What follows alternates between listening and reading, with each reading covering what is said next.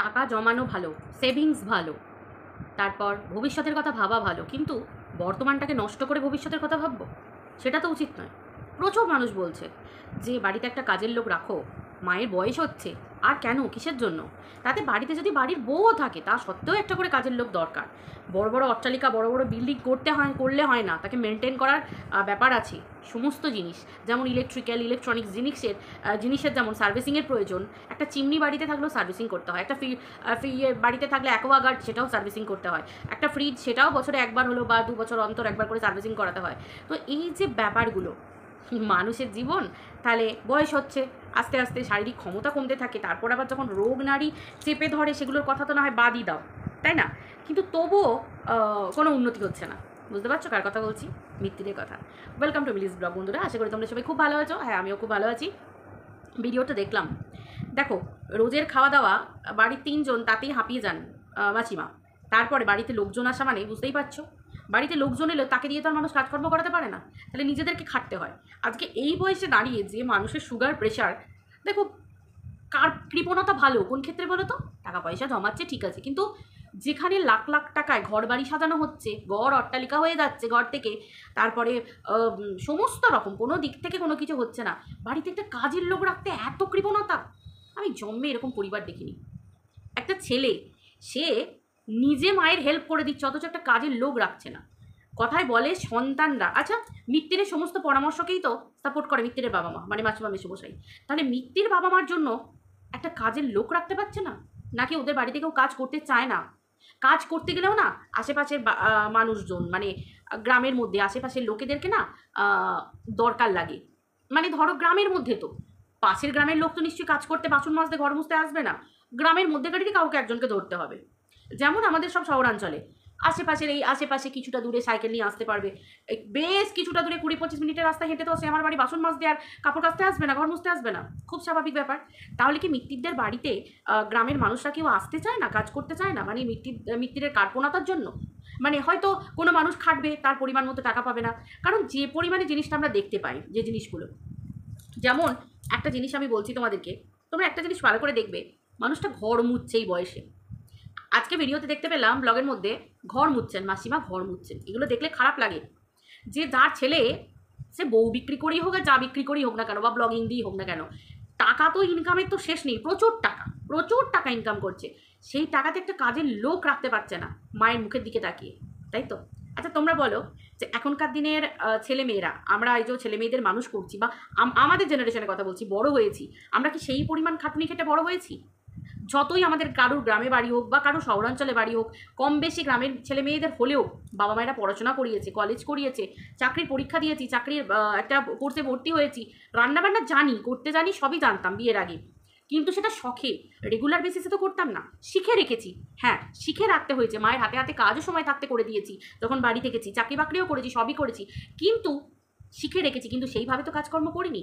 এবার শ্বশুরবাড়ি আসার পর যদি একটা মেয়েকে একেবারে সমস্ত কিছু কাজকর্ম, এই যে টিনা মাঝে মাঝে ব্লগে দিত যে নিজের কাজ নিজেকে, অবশ্যই একদমই তাই, কাচাকুচি, মাজামাজি, ধোয়াধুয়ি, দেখো কথায় বলে রাঁধুনিতে শুধু খুন্তি নাড়ে, আসল কাজটি তো করে জোগাড়ে, তাই না? যারা দেখবে বিয়েবাড়ি, অনুষ্ঠান বাড়িতে, বড় বড় জায়গায় যে রান্না করে, সে দেখবে শুধু খুন্তি নেড়ে যাচ্ছে, একটি চেয়ার নিয়ে বসে খুন্তি নাড়ছে, না হয় উঠে দাঁড়িয়ে খুন্তি নাড়ছে, এটা হয়। আর বাকি কাজকর্ম কারা করে? কাটা, ধোয়া, মাজা, এই মশলা বাটা, এই ছাড়ানি, লঙ্কা বাটা, এই করা, জল ঢালা, জল দেওয়া, এমনকি চাল ভাত করাতে দিচ্ছে, জলটা পর্যন্ত জোগাড়েটা ঢেলে দিচ্ছে। তাহলে কারা কাজটা করে?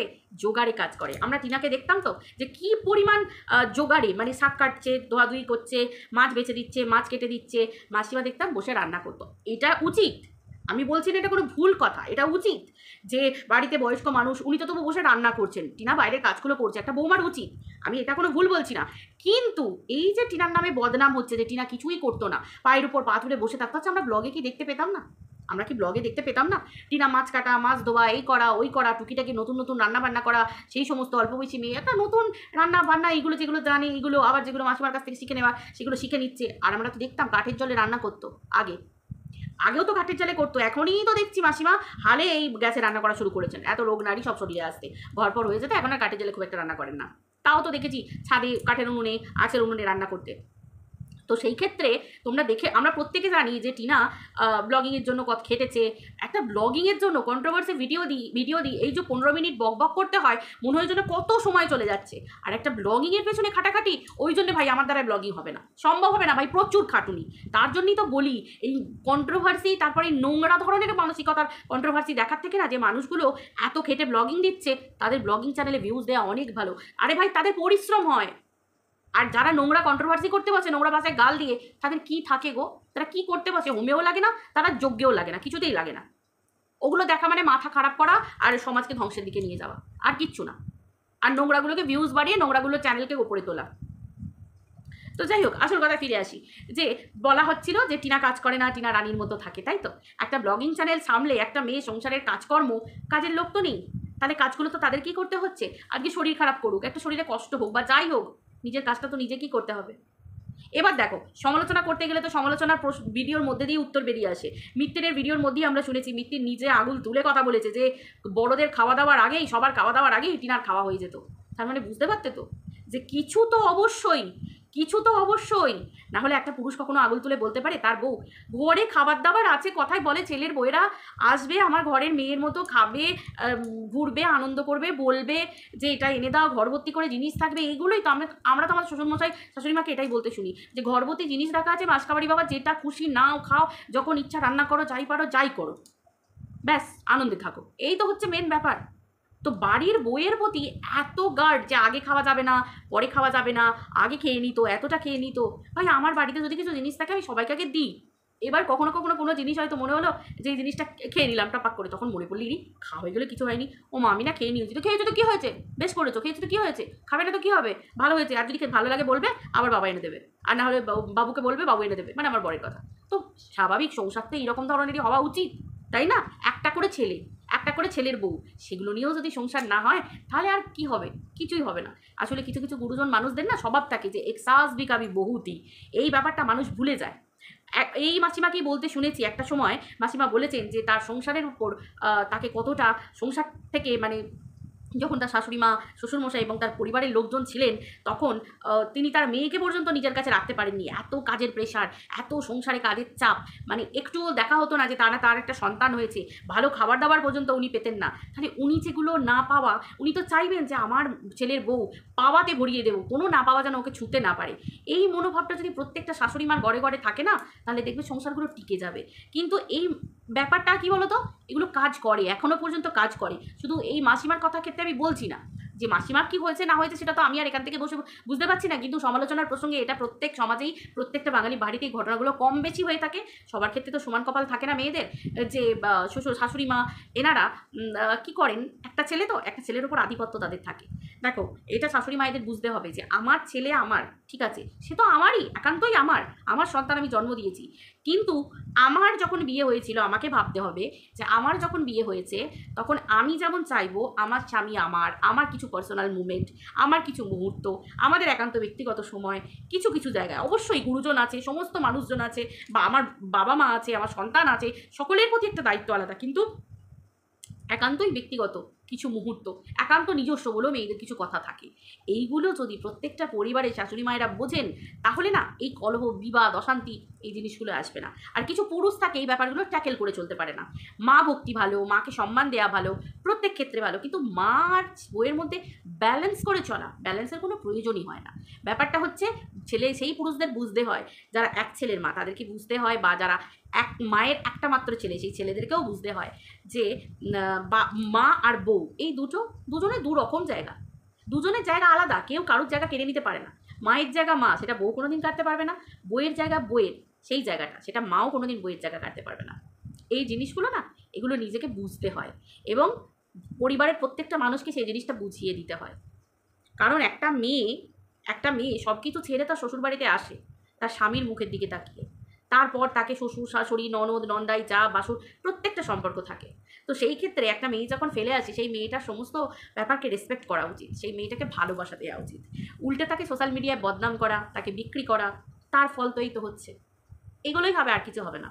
দেখো, আইন বিচার বস্তু এগুলো তো সবই আছে, কিন্তু তার উপরে যেটা আছে ওপরওয়ালা এটাকে জীবন বলে, সংসার বলে? মানুষের কথায় বলে যে নুন ভাত খাবো কিন্তু আত্মসম্মান বিক্রি করবো না, নুন ভাত খাবো সম্মানের সাথে বেঁচে থাকবো, কেউ যেন কোনো কথা আমার নিয়ে খারাপ কথা বলতে না পারে, এটাকে বেঁচে থাকা বলে? একটা পরিবার বলো বা মিত্তিরের মতো একটা ছেলেকে এই বয়সে বেঁচে থাকা বলে? যাকে লোকে এক ডাকে চেনে, গুগলে সার্চ করো বউ পালানো স্বামী, মিত্তির চলে আসবে। মিত্তিরের চ্যানেল সার্চ করো, মিত্তিরের বইয়ের ছবি চলে আসবে, টিনার ছবি চলে আসবে। তো তাহলে বুঝতে পারছো তোমরা ব্যাপারগুলো কোন জায়গায় গিয়ে দাঁড়াচ্ছে? তো সেই ক্ষেত্রে এই কৃপণতা না একদম ভালো জিনিস নয়। কৃপণতা সংসারকে জ্বালিয়ে দেয়, একদম শেষ করে দেয় কৃপণতা। যে কৃপণতা নিজের পরিবারের, নিজের মা, বউয়ের কথা ছেড়ে দিলাম, বউকে তো বিক্রি করা হয়ে গেছে, ছেড়ে দাও। আজকে একটা পুরুষ মানুষ হয়ে থেকেও বাড়িতে তার মাকে এই বয়সে খেটে খেতে হচ্ছে। হ্যাঁ, প্রত্যেকটা মানুষের হাত পা চালনা করার দরকার, ভাই রান্না করুক না, মেয়েরা রান্না করতে এমনিতেই ভালোবাসে, তার উপর স্বামীকে, সন্তানকে, নাতিকে করে খাওয়াবে, ভালো জিনিস তো, খুব ভালো জিনিস।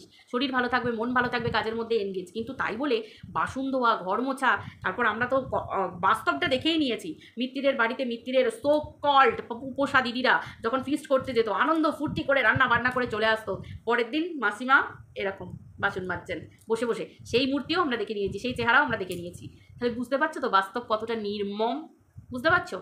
বাইরের লোক কত আহা উহু, কত ভালো মানুষ, এই ওই, কিন্তু খাবার বেলায় খাবে কাজ পড়ালি পাজি, খেয়ে দে তাড়াতাড়ি ঘর চলে যাবে। যদি বাসন মাজতে হয়, এদের বাড়িতে তো কাজের লোক নেই, পাতানো দিদি তো আরও সে আনা, পাতানো দিদি একদম খেয়ে দেই চলে আসবে, বোধহয় টিফিন কৌটো ভরে নিয়ে বাড়ি চলে যাবে, কিন্তু কোনো দিন বাসন একটা মাজতে দেখলাম না গিয়ে, তাই না? আসলে ব্যাপারটা এইটাই, সবাই ব্যবহার করতে পারে কিন্তু কেউ ব্যবহারে লাগতে পারে না, কাজে লাগতে পারে না। পাতানো দিদি থোড়ি না এই মিত্তিরের অশান্তির মাঝে ঢুকতো, যদি না নিজের চ্যানেলটা গ্রো করার ব্যাপার থাকতো, যদি না। আমি তো পরিষ্কার বুঝতে পারলাম এই যে গেস্ট মিত্তিরদের বাড়িতে এসেছেন, অবশ্যই ওনারা দূর থেকে এসেছেন, অনেক দূর থেকে, তারা তো আর এসে বাড়িতে রান্নাবান্না করে খেতে পারবে না।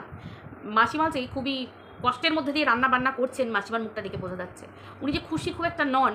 আর মিত্তিরকেও সেই রান্নার কাছে দাঁড়িয়ে যখন বললো যে কালকে বেরোবো 10:30 এরকম নাগাদ, আর সকালের দিকে একটু ব্রেকফাস্ট, তখন মাসিমা খুব একটা ভালোভাবে হাসি মুখে বললেনও না, এবং খুব একটা মানে একটা যে মনের মধ্যে একটা ফুর্তি ভাব থাকে, আনন্দ থাকে, সেই জিনিসটা নেই। স্বাভাবিক ব্যাপার, আনন্দ কোনো দিন থাকে? কোনো দিন আনন্দ থাকার কথা নয় তো। একটা মানুষ এত খাটছে, আনন্দ থাকার কথা কি? কথা নয়।